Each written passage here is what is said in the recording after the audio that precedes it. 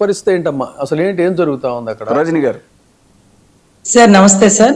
ఇప్పుడు ఏదైతే మనం చట్టానికి లోబడి పనిచేయాల్సినటువంటి పోలీస్ శాఖ చట్ట పరిధి దాటి ఎందుకు ప్రవర్తిస్తుందో అర్థం కావట్లేదు సార్.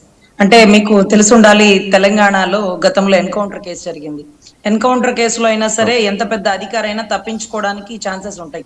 ఎందుకంటే వాళ్ళు మా మీద దాడి చేసినారు, పెనుదాడిలో మేము చేయాల్సి వచ్చింది, మాకు ఇలా కాల్చినారు, మేము అలా కాల్చినాము అని చెప్పుకుంటారు. కానీ లాకప్ డెత్ అనే ధైర్యం రెండు తెలుగు రాష్ట్రాలు ఎప్పుడు కూడా చేయలేదండి. గతంలో ఎప్పుడో మా చిన్నప్పుడు ఆ టైంలో ఏదైతే రంగా గారి టైంలో ఒక రిక్షా అతన్ని చంపేసినారని, లేకపోతే ఇంకొక మురళీధర్ అని ఒక నావీ ఆఫీసర్ని లాకప్ డెత్ చేసినారని, ఈ రెండు ఇన్సిడెంటే విని ఉన్నాం సార్. మళ్ళీ అన్ని సంవత్సరాల తర్వాత నుంచి స్టిల్ ఈ సంవత్సరం వరకు ఈ గవర్నమెంట్ వరకు ఎప్పుడు లాకప్ డెత్ అనే ధైర్యం చేయలేదు సార్. పోలీసులు కూడా అంత అచ్చుచ్చా పడరు సార్. ఒకవేళ ఒక వ్యక్తి ఏమైనా తప్పు చేస్తే కొంచెం గట్టిగా మందలించడమో కోర్టుకు సబ్మిట్ చేయడమో. మీకు తెలుసో లేదో, జడ్జి గారు కూడా కోర్టులో వీళ్ళని ఎప్పుడైతే సరెండర్ చేస్తారో జైలుకి పంపించేటప్పుడు ఆవిడ అడిగే మొట్టమొదటి ప్రశ్న, స్టేషన్లో ఏమన్నా కొట్టారా, మ్యాన్ హ్యాండ్లింగ్ అయినా చేసినారా అని. కొంచెం ఎవరైనా ఒక బాధితుడు కానీ నిందితుడు కానీ వచ్చి చేతులు కట్టుకొని ముభావంగా ముఖం కూడా పైకెత్తలేనంత దీనంగా ఉంటే ఆవిడ చొక్కా ఇప్పిస్తారండి. చొక్కా ఇప్పించి ఆ ఎవరైతే సెక్యూరిటీ అతన్ని చూడమని చెప్తారు. ఒంటి నిండా గాయాలున్న మార్లు చాలా సార్లు ఎస్ఐని ఇమీడియట్ గా సస్పెండ్ చేసినటువంటి దాఖలాలు కూడా మేము చూసినామండి. సో ఇటువంటి పరిస్థితుల్లో ఒక వ్యక్తి సూసైడ్ చేసుకునేదాకా అరాచకం చేయడం అనేది, ఇంత మ్యాన్ హ్యాండ్లింగ్ అనేది 3rd డిగ్రీ అంటారు సార్.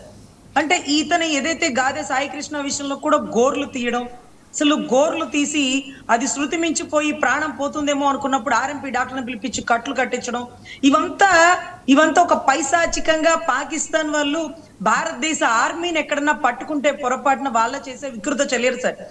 పాకిస్తాన్ వాళ్ళని మనం పట్టుకున్నాం అనుకోండి, ఫోటోలు ఫేక్ అని కదా చెప్తున్నారు వాళ్ళు. ఆ ఫోటోలు ఫేక్ అని చెప్తున్నారు. ఎందుకంటే బొలిశెట్టి శ్రీనివాస్ గారు ఆయన ఇందాక ఒక మీడియాలో కూడా మాట్లాడుతూ అవి ఫేక్ ఫోటోలు అవి అని చెప్తున్నారండి.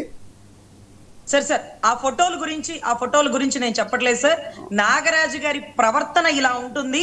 గతంలో కూడా ఇదే ఎవరైతే గాదె సాయి కృష్ణని గోర్లు తీసి కట్లు కట్టి పంపించినటువంటి పరిస్థితులు కూడా ఉన్నాయి సార్. ఇతన్నే కాదు ఎవరినైనా ఇప్పుడు ఈ ఫోటోలు అవన్నీ దగ్గర పెట్టుకుంటారని వాళ్ళకి తెలుసు సార్. కానీ చనిపోయిన వ్యక్తి గతంలో ఇప్పుడు ఈ చనిపోయిన వాడు వీళ్ళందరూ కూడా ఎవరు పరమ పవిత్రులు కాదు సార్. అందరూ కేసుల్లో ముద్దాయిలే. ఇప్పుడు ఇందాక చనిపోయిన క్రాంతి కుమార్ కానీ, ఏదైతే గాదె సాయి కృష్ణ చంపాడు అన్నటువంటి ఒక వ్యక్తి సమ్ రెడ్డి ఎవరో ఉన్నారండి జగ్గైపేటలో, అతను కానీ, వీళ్ళందరూ ఒక కేసుల్లో ముద్దాయిలేరండి. ఏం కేసులు అంటే గంజాయి తాగిన మత్తులో వాళ్ళనే కొట్టుకుంటారండి. వాళ్ళే కొట్టుకుంటారు. వాళ్ళు ఫోటోలు తీసుకుంటారు. అంటే పిల్లలకి ఇప్పుడు సరదా ఎక్కువైపోయి 1500 2000 ఖర్చు పెట్టి ఫోటోజెనిక్ ఫొటోస్ తీసుకుంటారండి. గొడ్డలి భుజం మీద పెట్టుకున్నంత మాత్రాన అతనేమి గొడ్డల పార్టీ వ్యక్తి కాదు, లేకపోతే మీరు అనుకుంటున్న ఇంకొక పర్సన్ కాదు సార్. వాళ్ళు ఏదో పిల్లలు సరదాకి రివాల్వర్ నెత్తిన పెట్టుకొని ఫోటో దిగుతారు సార్. మొన్న మధ్య మీరు రామ్ గోపాల్ వర్మ గారు అయితే వాళ్ళ ఇంటి పైన పెద్ద రివాల్వర్ ఉంటుంది సార్. అంత మాత్రానికి ఆయన ఫ్యాక్షనిస్ట్ అంటారా మనం? సో ఇటువంటి పరిస్థితుల్లో పోలీసులు పరిధి దాటి ఎందుకు ప్రవర్తిస్తున్నారు, లాకప్ డెత్ అనే కొత్త అధ్యాయానికి ఎందుకు తెరలేపారు? అదే మాదిరి ఇప్పుడు తెర మీదకి వస్తున్నటువంటి ఎన్నో కేసులు, ఈ క్రాంతి కుమార్ అనే వ్యక్తి ఇతను కూడా ఏదో కేసుల్లో ముద్దాయి, కానీ స్టేషన్కి వచ్చిన ప్రతిసారి చాలా అసభ్యంగా చాలా దుర్భాషలాడుతూ ఇదంతా సర్వసాధారణం. కానీ కొట్టడంలో 2-3 రకాల కోణాలు ఉపయోగించేటటువంటి నాగరాజు గారు ఎంతో స్పెషలిస్ట్ కాబట్టి ఇదే విజయవాడలో 10 ఏళ్ళు పైచులకి ఇక్కడే పనిచేస్తున్నారండి. ఎవరికైనా ట్రాన్స్ఫర్లు ఉంటాయి, కానీ ఆయన ఈ స్టేషన్ నుంచి ఆ స్టేషన్ నుంచి ఈ స్టేషన్ మరి మారుతాడో, విజయవాడలో ఉంటాడో, కానీ పర్మనెంట్ వ్యక్తిలాగా ఉన్నారు సార్. అసలు ట్రాన్స్ఫర్స్ అనేది జనరల్గా ఏంటంటే ఎలక్షన్స్ జరుగుతున్నప్పుడు ఎలక్షన్స్ బిఫోర్ చేస్తారు, 3 years అయిపోతే చేస్తారు. కానీ ఆశ్చర్యం ఏంటంటే చాలా శాఖల్లో అటు రెవెన్యూలో పోలీసులో కొంతమంది ఆస్థాన విధ్వంసులుగా అక్కడే కూర్చొని కదలకుండా ఉండటం వెనకాల ఏంటి మతలబ్ అనేది ఒకటి.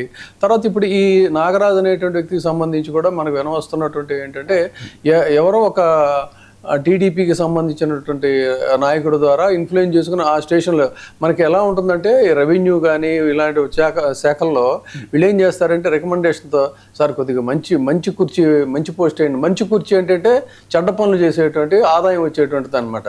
అందుకని కాస్త మంచి పోస్ట్ వేయండి అని చెప్పని ఇన్ఫ్లుయెన్స్ చేసుకుని వేయించుకుంటారు. ఆ మంచి అంటే ఇది మంచి. అయితే ఇక్కడ గమనించాల్సింది ఏంటంటే ఆ చనిపోయినటువంటి వ్యక్తి వీళ్ళు కానీ ఎస్ అబ్సల్యూట్లీ వాళ్ళందరూ కూడా క్రిమినల్సే. అయితే క్రిమినల్స్ అయితే శిక్షించే అధికారం పోలీస్